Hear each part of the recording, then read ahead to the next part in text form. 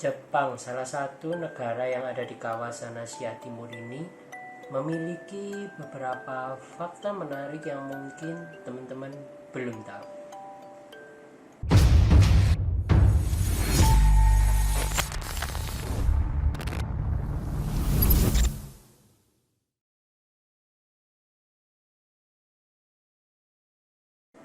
Jepang ini merupakan salah satu negara perekonomiannya terkuat setelah Amerika dan Cina.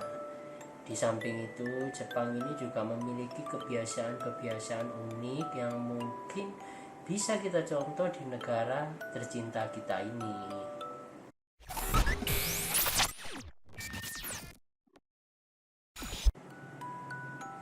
Jepang ini salah satu negara tangguh dalam menghadapi musibah. Terbukti pada tahun 2009 pada saat tsunami yang terjadi di Jepang, sedikit sekali korban jiwa yang berjatuhan.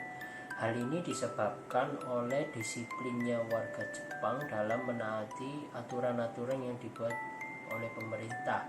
Di samping itu, di setiap sudut kota terdapat beberapa pengeras suara yang memberikan peringatan tentang adanya bahaya. Jadi sebelum ada bahaya itu sudah sampai ke pemukiman, pemerintah ini sudah memperingatkan warganya akan terjadi tsunami. Jadi sudah dilakukan evakuasi terhadap warganya sehingga tidak menimbulkan banyak korban jiwa yang berjatuhan.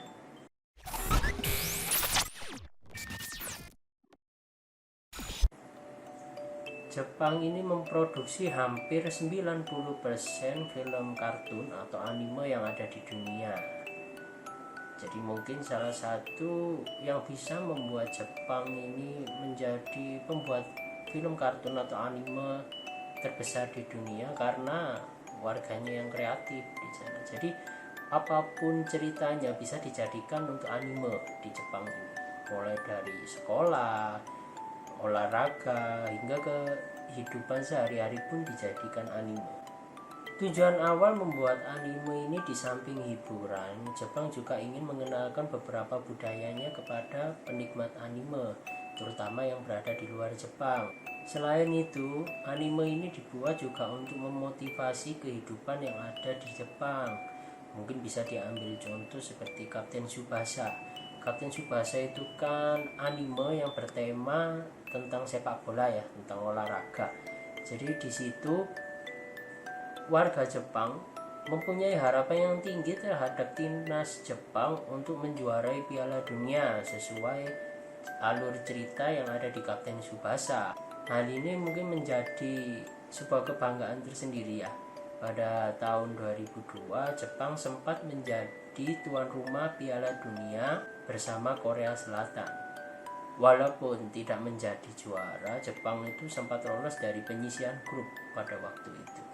Di Indonesia pun juga ada kartun-kartun yang diciptakan oleh anak-anak bangsa, walaupun tidak sebanyak anime yang dibuat oleh Jepang.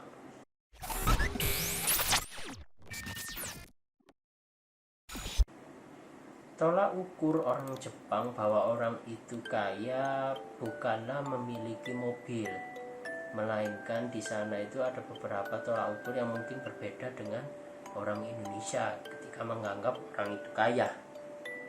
Di Jepang jarang sekali orang yang memiliki kendaraan pribadi. Di samping biaya parkirnya yang mahal, biaya perawatannya pun juga mahal. Jadi di Jepang yang memiliki mobil kebanyakan malah pengusaha, terutama petani. Jadi mobilnya difungsikan untuk menjual produk-produk pertaniannya ke kota, dari desa ke kota.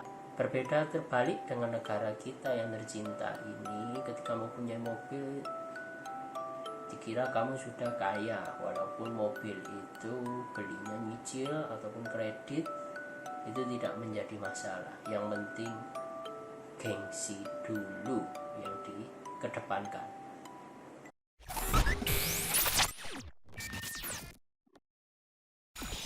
Jepang ini gemar sekali bersih-bersih. Terbukti hampir di seluruh sekolah yang ada di Jepang tidak terdapat tukang bersih-bersihnya. Karena Jepang sendiri memasukkan bersih-bersih terhadap kurikulum pembelajarannya. Jadi setiap siswa atau muridnya ini diwajibkan bersih-bersih setelah jam pelajaran usai. Jadi mulai kecil sudah ditanamkan bahwa bersih-bersih itu wajib. Hal ini terbukti pada saat Piala Dunia di Afrika Selatan, supporter Jepang ini membersihkan tribun setelah pertandingan Jepang selesai. Di samping itu, para pemain timnas Jepang juga membersihkan loker yang mereka tempati setelah pertandingan. Hal ini mungkin bisa kita contoh di negara kita tercinta ini. Kalaupun kebersihan itu penting, jadi mungkin bisa mengurangi dari diri sendiri untuk tidak membuang sampah sembarangan.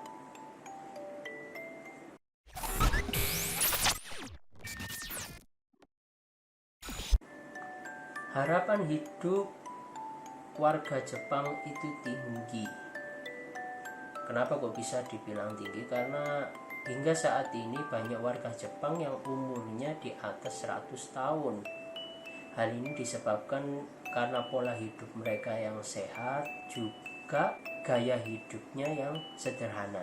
Selain pola hidup yang sehat, Jepang ini kan tadi gemar bersih-bersih, sehingga jarang sekali terkena penyakit yang berhubungan dengan bakteri, walaupun gak sedikit yang kena ya. Karena di Jepang ini ada peraturan yang mewajibkan warganya di umur 40-75 tahun mengukur diameter lingkar pinggangnya. Hal ini dimaksudkan agar pemerintah Jepang juga bisa memantau kenaikan berat badan warganya. Peraturan ini disebut metabo. Jadi peraturan yang mewajibkan masyarakat Jepangnya setiap setahun sekali mengukur diameter lingkar pinggangnya.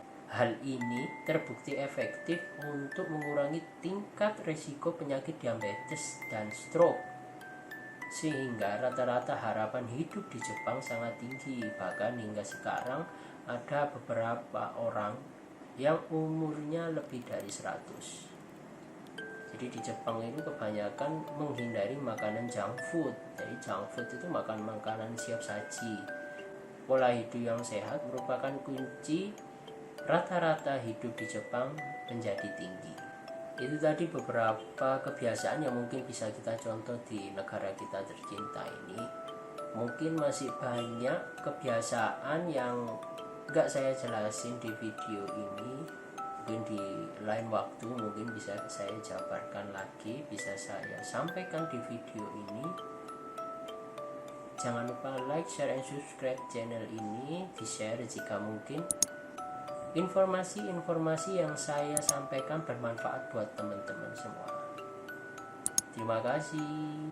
Sampai jumpa di video selanjutnya, teman-teman.